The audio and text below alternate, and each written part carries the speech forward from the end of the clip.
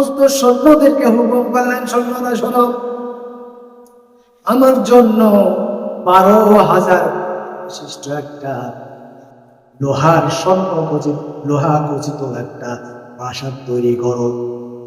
12,000 যেটা রুম থাকবে, রুম থাকবে এবং দরজা থাকবে, এবং মেইনে থাকবে সেই মূল ফটকটা, যেখানে আমি থাকবো, মূল রুমটা, যেই রুমের মধ্যে আমি থাকবো, এই রুমটা মাঝখানে থাকবে, চারিদিকে 12,000 লোক তৈরি করো। বাদশাহ হুকুম পাওয়ার পরে লোকেরা কাজের মধ্যে নেমে গেলে 12,000 রুম তৈরি হয়ে গেল। মাঝখানে একটা রুম, ওই রুমটার মধ্যে বাদশাহ জায়গা, এবং চারিদিকে 12,000 রুম তৈরি করা হলো। 12,000 রুম, 12,000 দরজা। এই দরজার সামনে এক দরজার সামনে একজন, দ্বিতীয় দরজার সাথে দ্বিতীয় জন, এভাবে 12,000 দরজার সামনে 12,000 সৈন্যকে তিনি নিয়োগ প্রদান করলে। 12,000 লোককে নিয়োগ দিয়ে দেওয়া হলো। তাদের দায়িত্বটা হলো এইরকম, তারা সর্বক্ষণ ওই দরজার মধ্যে দাঁড়িয়ে থাকবে, তারা শুনতে পারবে না, সর্বক্ষণ দাঁড়িয়ে থাকবে, ডিউটির মধ্যে থাকবে। দিন রাত 24 ঘন্টায় তাদের ডিউটি হলো দরজার সামনে, যেন মালাকুল মাউত তার জীবনটা কবজ করতে না আসতে পারে। এই জন্য বিশাল আয়োজন করে এই বাদশাহ যে মূল রুমটা, এই মূল রুমটার মধ্যে ঢুকে গেলেন। মাঝখানে একটা রুম, চারিদিকে 12,000 রুম, বিশাল বড় একটা প্রাসাদ, লোহা দিয়ে মুড়িয়ে তৈরি করা হলো। কোথাও কোনো ফাঁক ফোকর নাই, কোথাও জানলা নাই, শুধু দরজা দিয়ে ঢুকতে পারবে। এই জন্য বাদশাহ চিন্তা করলেন, এই 12,000 দরজার সামনে 12,000 সৈন্য নিয়োগ দিতে হবে, তাই তিনি নিয়োগ দিয়ে ফেললেন। এবারে বাদশাহ আরামে আয়েশের মধ্যে রয়েছে। হঠাৎ করে তিনি লক্ষ্য করে দেখছেন, একদিন তিনি লক্ষ্য করে দেখছেন তার সামনে বিভৎস চেহারার একজন মানুষ দাঁড়িয়ে গেছে। বিভৎস চেহারার একজন মানুষ তার সামনে এসে দাঁড়িয়ে গেছে। এইবারে বাদশা বলতেছে, কি ব্যাপার, কে আপনি? কে আপনি? এতগুলো জায়গা, এতগুলো দারোয়ান, এতগুলো দারোয়ানদের অবাচ্য করে আপনি কি করে আসবেন, কি আপনি বলেন? কথা শোনার পরে মালিকুল মাউত হযরতে আজরাইল আলাইহিস সালাতু ওয়াস সালাম বললেন, আমি হচ্ছি আজরাইল। এইবার তিনি ভয় পেয়ে গেলেন, বললেন, আপনি কি আমার জীবন কবজ করতে এসেছেন নাকি? আজকে আপনি চলে যান, আগামীকাল আসেন, আমি আগামীকাল মরতে চাই, আপনি চলে যান। কিতাবের মধ্যে এসেছে তার মৃত্যুর আর একটা দিন বাকি ছিল। হযরতে মালাকুল মাউত চলে গেলেন। বাদশা বের হলো, যে 12,000 সৈন্যগুলো দারোয়ানের মতো দাঁড়িয়েছিল, সমস্ত সৈন্যদেরকে ডেকে সমস্ত সৈন্যদেরকে মারা শুরু করে দিলেন। সৈন্যদের মারধর শুরু করা হলো, যে তোমরা এত বড় 12,000 সৈন্য থাকবে, কি করে একজন অপরিচিত মানুষ আমার কামরার মধ্যে ঢুকে যায়? সুতরাং তোমাদের সাবধান করে দিচ্ছি, কালকে লোকটা আবার আসবে, সুতরাং সাবধান। দিন রাত 24 ঘন্টার মধ্যে কোনো সময় তোমরা ঘুমাবে না, কারণ ও যদি কালকে ঘরের মধ্যে ঢুকে, তাহলে তোমাদের কিন্তু সবার খবর আছে। বাদশাহ সবাইকে মারার পরে ঘরের মধ্যে এসে দরজাটা বন্ধ করে দিলেন। চিন্তা করলেন, ঘরের মধ্যে কোনো জানালা নাই, কোনো কিছু নাই, কি করে লোকটা ঢুকলো, কি করে আজরাইল ঢুকলো? তিনি লক্ষ্য করলেন একটা ফোঁটা রয়েছে। ফোঁটার দিকে তাকিয়ে দেখলেন যে ফোঁটাটা একটা বড় সাইজের ফোঁটা। মনে মনে ভাবলেন, এই ফোঁটা দিয়ে বোধহয় মালাকুল মাউত এসেছে। কত বড় ব্যাকুল, চিন্তা করেন, কত বড় মূর্খ! যদি মূর্খই না হয়, তাহলে তার চিন্তা যে এই যে আমার প্রাসাদটা আমি করেছি, কোনো জানালা নাই, কোনো কোনো ছাদ ফাটল নাই, একেবারে ভরাট করে ঢালাই করা একটা রুম, 12,000 লোক চারিদিকে, মাঝখানে আমি আছি। এই জায়গায় মালাকুল মউত আসতে পারবে না। তার কিরকম ব্যাকুলি চিন্তা করে এই চিন্তা তিনি শুরু করে। তাদেরকে মারার পরে তিনি আবার ঘরের মধ্যে ঢুকে ওই ফুটাটা যখন তিনি দেখতে পেলেন, ডাকার পরে তিনি এবার ফুটাটা ভালো করে বন্ধ করে দিলেন।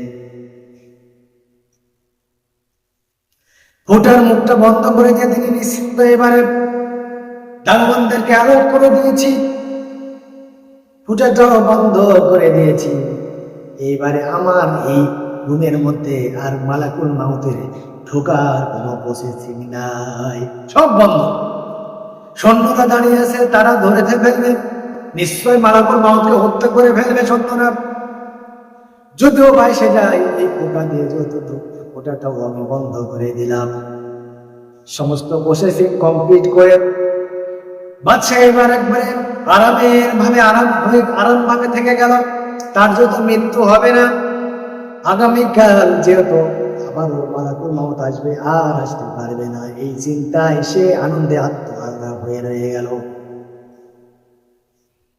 পরের দিন যখন সকাল হয়ে গেল, সকাল যখন হয়ে গেছে, ওই বাদশার মৃত্যুর সময়টা যখন ঘনিয়ে এসেছে, মালাকুল মউত হযরতে আজরাইল আলাইহিস সালাম তার সামনে এসে হাজির হয়ে গেছে। মালাকুল মউত এইবারে ওই বাদশার সামনে এসে হাজির হয়ে গেল তার জীবন কবজ করার জন্য। এইবারে বাদশা বলতেছে, আপনি কিভাবে ঢুকলেন? এতগুলো স্বপ্ন দেওয়াবাতি করে আমি কি করে আপনি ঢুকতে পারলেন বলেন? মালাকুল মউত কোন রকম কথা না বলে তার জীবনটা কবজ করে ফেললে। শুধু তার জীবন কবজ করলেন এমন নয়, 12,000 যে সৈন্য ছিল বাদশার সাথে সাথে ওই 12,000 সৈন্যেরও জীবনকে কবজ করে নিলেন মালাকুল মউত। খবরটা ছড়িয়ে পড়লো এই বনি ইসরাইল সম্প্রদায়ের মানুষের মধ্যে। বাদশা মরে গেছে, 12,000 সৈন্য মরে গেছে। এই খবরটা যখন বনি ইসরাইলদের মধ্যে ছড়িয়ে পড়লো, আরেকটা ঘটনা কিন্তু ওই সময় ঘটেছিল। হযরতে মালাকুল মউত যে কুয়াগুলো থেকে তারা পানি উঠাতো, সেই পানিগুলো শেষ হয়ে গেল। পুকুর নদীতে যে পানিগুলো ছিল সমস্ত পানিগুলো কেমন জানি উধাও হয়ে গেল। তাদের উপর বিপদ ঘনিয়ে আসলো। এই খবর যখন চারিদিকে ছড়িয়ে পড়লো, কওমের লোকদের কাছে গিয়া হযরতে হানজালা আলাইহিস সালাম বলতেছে, ও আমার কওমের লোকেরা শুনো, বিপদ যেহেতু আসা শুরু হয়ে গেছে, এখনো সময় আছে। তোমরা যদি ইসলাম ধর্মটা গ্রহণ করে ফেলো, আমাকে যদি নবী হিসেবে স্বীকার করে নাও, আল্লাহকে যদি আল্লাহ হিসেবে মেনে নাও, তাহলে আল্লাহ রাব্বুল আলামিন তোমাদেরকে ক্ষমা করে দিবে। কিন্তু বনি ইসরাইলের লোকগুলো ছিল কঠিন চেদি। তারা বললেন, না, এইটা হতেই পারে না, তোমার কারণেই সমস্ত বিপদ আপদ। এই কথা বলে কওমের লোকেরা হযরতে হানজালা আলাইহিস সালামকে মারার জন্য অগ্রসর হলেন। মারার জন্য যখন অগ্রসর হয়ে গেলেন, হযরতে হানজালা আলাইহিস সালাম তাদের কাছ থেকে দৌড়ে পালিয়ে অন্যত্র চলে গেলেন। মহান আল্লাহ রাব্বুল আলামিন তাদের উপর গজব নাজিল করে দিলেন। বর্ণনা এসেছে, বিশাল আকৃতির একটা সাপ, দৈর্ঘ্য এবং প্রস্থ হচ্ছে 700 মাইল, 700 কোষ, 700 কোষ দৈর্ঘ্য এবং 700 কোষ হবে প্রস্থ। দৈর্ঘ্য এবং প্রস্থে 700 কোষ বিশাল দেহের একটা সাপ তাদের উপরে আল্লাহ রাব্বুল আলামিন লেলিয়ে দিলেন। সাপটা এবারে বনি ইসরাইলের সম্প্রদায় যে এলাকার মধ্যে থাকতো, ওই এলাকার মধ্যে সাপটা ঢুকে সাপটা সুন্দর করে গোটা এলাকাটা এইভাবে বেষ্টন করে ধরে ফেলেন, পেঁচিয়ে নিলেন। পেঁচিয়ে নেওয়ার পরে আস্তে আস্তে করে চাপ দেওয়া শুরু করলেন। আমরা জানি সাপ যখন কাউকে ধরে দেখবেন সাপটা কিন্তু পেঁচিয়ে ধরার পর আরো বেশি করে ছিপ দেওয়ার চেষ্টা করে, ছিপে ধরার চেষ্টা করে। একইভাবে সাপ কি করলো, বনি ইসরাইল যে সম্প্রদায় ছিল, তারা যে এলাকার মধ্যে থাকতো ও এলাকার সমস্ত এলাকাটা সাপটা সুন্দর করে বেষ্টন করে ধরে আস্তে আস্তে করে সাপ দেওয়া শুরু করলেন। এবং যে কুয়াগুলো পুকুরগুলো ছিল ওই কুয়াগুলো থেকে ধুলা ধোঁয়া ওঠা শুরু হয়ে গেল। আল্লাহ রাব্বুল আলামিন নিমিষের মধ্যে সমস্ত ওই বনি ইসরাইলদেরকে ধ্বংস করে দিলে। তার মানে যেটা আমি বুঝাইতে চেয়েছিলাম যে যদি সীসা ঢালা প্রাসাদের মধ্যেও কেউ থাকে তাও তার মৃত্যু হবে। কারণ এই বাদশাহ, এই জালিম বাদশাহ কি করলো, সীসা ঢালা একটা বিশাল 12,000 কক্ষ বিশিষ্ট একটা প্রাসাদ তৈরি করলো এবং 12,000 রুম চারিদিকে, মাঝখানে একটা রুম, যেই রুমটা শুধু তার জন্য বরাদ্দ হলো। এই রুমটার মধ্যে থাকবে আর চারিদিকে থাকবে 12,000 রুম। ওই রুমটাতে এসে সে নিরাপদে থাকার চেষ্টা করলো। সীসা ঢালা প্রাচীর করা হলো, লোহা দ্বারা আবৃত করা হলো, কোনো জায়গায় একটু ছিদ্র পর্যন্ত ছিল না। মানে দরজাটা শুধু ছাড়া, দরজা দিয়ে ঢুকবে এমন একটা পজিশন ছিল, এইরকম ছাড়া কোনো জায়গায় ছিল না।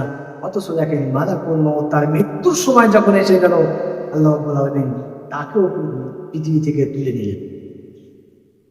এই জন্য আল্লাহ রাব্বুল আলামিন কুরআন কারীমের মধ্যে বলেন, আইনামা তাকুনু ইউরিকুমুল মাউতু ওয়ালাউ কুনতুম ফি বুরুজিন শাহীদা। আল্লাহ রাব্বুল আলামিন বলছেন, মৃত্যু নির্ধারিত মৃত্যু তোমাদের হবে, তোমরা যদি সীসা ঢালা প্রাচীরের মধ্যে থাকো না কেন, যে অবস্থায় থাকো, নির্ধারিত সময় যখন তোমাদের এসে যাবে, এই নির্ধারিত সময় তোমাদের মৃত্যু অবশ্যই হবে, অবশ্যই হবে। সুতরাং মৃত্যু যেহেতু হবে, মৃত্যুর আগে মৃত্যুর সমস্ত পাথরগুলোকে নিয়ে আল্লাহ রাব্বুল আলামিন যেন আমাদেরকে মৃত্যু যেহেতু হবে, আমাদেরকে যেমন মৃত্যু জগৎ বরণ করতেই হবে। আল্লাহ বলছেন কুল্লু নাফসিন যায়িকাতুল মাউত। আল্লাহ বলছেন প্রত্যেকটা প্রাণীকে মৃত্যুর স্বাদ গ্রহণ করতে হবে। যেহেতু যার জীবন আছে তাকেই মৃত্যুর স্বাদ গ্রহণ করতে হবে, যার জীবন আছে তাকেই মরতে হবে। শুধু মানুষ নয়, যে প্রাণী যারই জীবন আছে তাকেই মৃত্যুর স্বাদ গ্রহণ করতে হবে। সুতরাং আমরা যেহেতু আশরাফুল মাখলুকাত, সৃষ্টির সেরা, আমাদেরকে আল্লাহ তার ইবাদতের জন্য সৃষ্টি করেছেন। আসুন আমরা সবাই আল্লাহ রাব্বুল আলামিনের ইবাদতে মশগুল থাকি এবং মৃত্যুর যেহেতু মরতে হবে, পরকালের জন্য আমরা পাথর দুনিয়াতে তৈরি করে নিই। আল্লাহ রাব্বুল আলামিন আমাদের সবাইকে দিনের উপর চলা এবং সঠিকভাবে আমল করে 5 ওয়াক্ত নামাজ পড়ে যেন আল্লাহ আমাদের সবাই মৃত্যুদান করেন। ওয়া আখিরু দাওয়ানা আলহামদুলিল্লাহি রাব্বিল আলামিন। আসসালামু আলাইকুম ওয়া রাহমাতুল্লাহি ওয়া বারাকাতুহু।